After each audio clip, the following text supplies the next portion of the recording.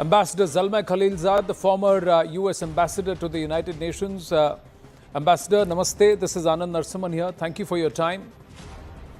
Well, hello, India. It's great to be with you. Lovely to have you with us here on CNN News 18, sir. My first question to you, the 12-day war. What were the objectives and who actually met them? Because all three parties in this, Iran, Israel and the United States, claim they have met their respective objectives. So who won this war? Well, first, it's important to recognize that what happened was one of the most important events in the region, perhaps in the last decade or even more. Clearly, the United States and Israel did degrade Iran's nuclear capabilities.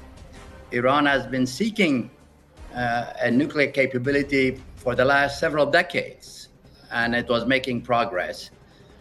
But as to how much was achieved, I think it will take time to be confident as to how much degradation did occur. It will depend on what Iran does, of course,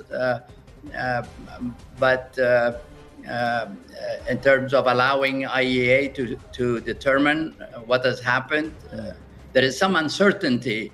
But I think it's at this point, one cannot say definitively that while progress towards meeting objectives were made on the part of the U.S. and Israel, but whether it totally has eliminated the Iranian capabilities for some time to come, we will need to wait and see. An assessment will have to happen, and that will take time. President Trump's claim that Iran's nuclear capability has been obliterated versus Ayatollah Ali Khamenei's claim that we continue to retain our nuclear capabilities. Now, this is where it stands. So how is there going to be lasting peace? Well, as I said, with regard to the nuclear claims,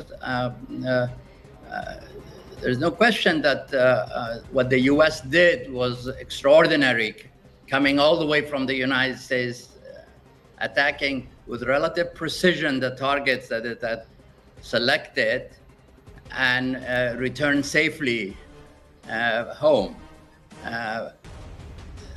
You heard from the Iranian foreign minister today that substantial damage was done, although the leader of Iran, Ayatollah Khamenei, had said no damage had been done.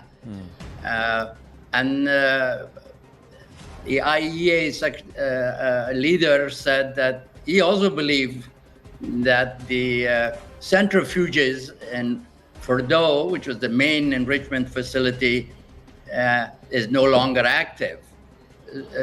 That would indicate that the U.S. attacks were relatively or effective. So, but a full determination, a precise determination of exactly how much damage was done in all the three facilities, it may take time, and one has to be patient. Ambassador, in your wisdom, how would you read the way the rest of West Asia reacted? Many are questioning the silence of the neighboring Muslim nations, or perhaps even some level, to a certain level, silent cooperation, and also some of their roles in mediation to try and de-escalate the situation. But does this indicate this whole claim of Muslim Brotherhood or the Ummah, etc., is perhaps a thing of the past, and that nations are moving towards perhaps a far more liberal outlook, Iran perhaps being the exception?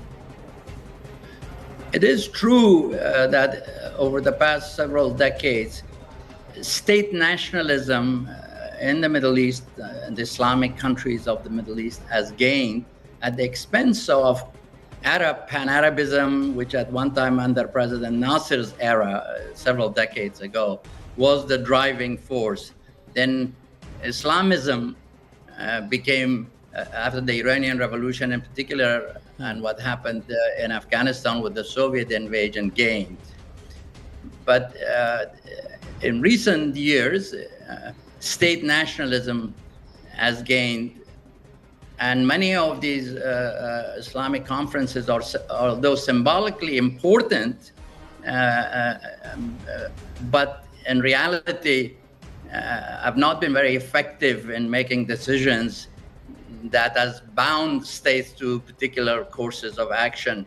You remember one of the fellow South Asian leaders, Zulfikar Ali Bhutto, at one point says that OIC was a collection of zeros, and that he needed an alliance with a powerful country, or Pakistan needed to build itself.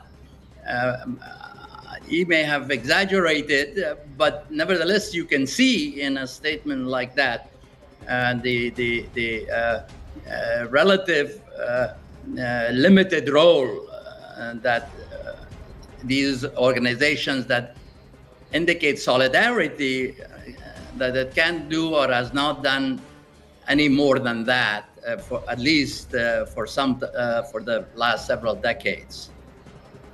Ambassador, if I may ask you, since you mentioned Zulfikar Ali Bhutto, for America, Iran is a rogue nation and it should not get nuclear. But Pakistan, which is a terror haven, and post Pahalgam and Operation Sindoor, it's right out there for the world to see. But it is weaponized and it's a nuclear nation. How would you explain this dual standard? Well, terrorism is a big problem.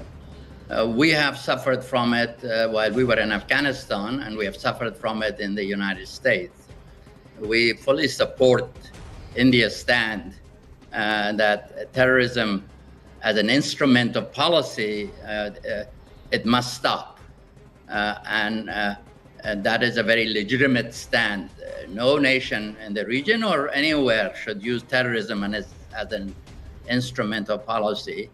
And we have seen, even in the case of Pakistan itself, that it has suffered from terrorism as well. I hear my very distinguished friend, the foreign minister of India, quoting Mrs. Clinton, that if you keep snakes in your backyard and you only think it will bite those snakes will only bite your neighbor, you miscalculate, they'll bite you as well. So I think it must stop. We have to work together, the United States as a leading world power and India as an emerging global power, and others must work together to make sure that those who use terrorism to advance policy, they are penalized and they are isolated and ostracized. But Ambassador, many believe President Trump's position leaned more away from India or Bharat and closer to Pakistan, and that may have forced Bharat to recalibrate its priorities and perhaps go back to underlining strategic autonomy. How would you read that? You put out a post where you saw the Raksha Mantri meeting his Russian counterpart, and then you had some concerns. Is Bharat getting closer to Russia again? So how would you read the situation? I think India has always, even when we haven't had some of the issues of the recent few days or weeks, has followed, while improving relations in recent years with the United States, has stated that it wants to be autonomous. Strategic autonomy has been a priority of India as it has grown in power, economic and military, and in stature internationally. But I believe that strategically,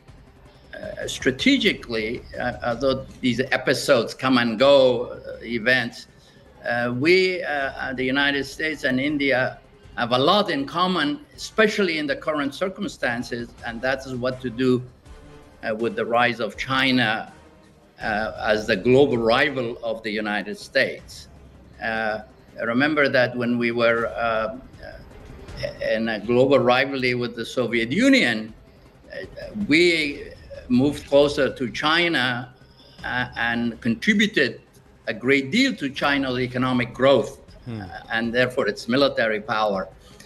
And we continued even after the Soviet Union was gone, which in my view was a mistake for us to continue as if the Soviets still existed, and we should have continued that path with China. Now, in my view, strategically, we need India. India needs the United States in the new balance of power in Asia and beyond. And it's our national interest, putting, as I said before, some episodic events aside, that fundamentally we need each other, and the strategic relationship should continue to grow, be stronger. India also has to consider that strategic autonomy that's respected, but alliances place obligations on allies